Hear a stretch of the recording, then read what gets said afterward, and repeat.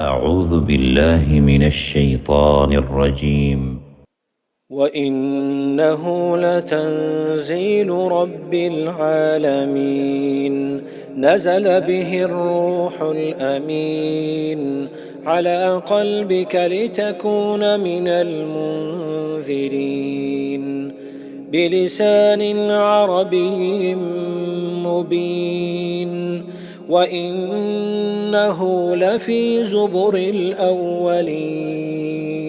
أولم يكن لهم آية أن يعلمه علماء بني إسرائيل ولو نزلناه على بعض الأعجمين فقرأه عليهم ما كانوا به مؤمنين كذلك سلكناه في قلوب المجرمين لا يؤمنون به حتى يروا العذاب الأليم فيأتيهم بغتة وهم لا يشعرون فيقولوا هل نحن منظرون أفبعذابنا يستعجلون أفرأيت إن متعناهم سنين ثم جاءهم ما كانوا يوعدون ما أغنى عنهم ما كانوا يمتعون وما أهلكنا من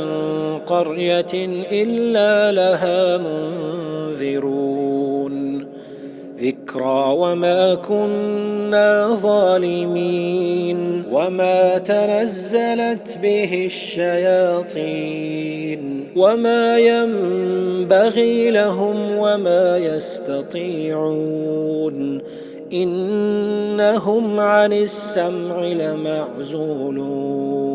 فلا تدع مع الله إلها آخر فتكون من المعذبين وأنذر عشيرتك الأقربين واخفض جناحك لمن اتبعك من المؤمنين فإن عصوك فقل إني بريء مما تعملون وتوكل على العزيز الرحيم الذي يراك حين تقوم وتقلبك في الساجدين إنه هو السميع العليم هل أنبئكم على من تنزل الشياطين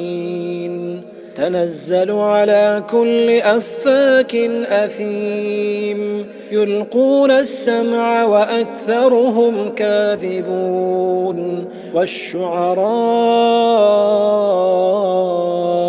يتبعهم الغاوون ألم تر أنهم في كل واد يهيمون وأنهم يقولون ما لا يفعلون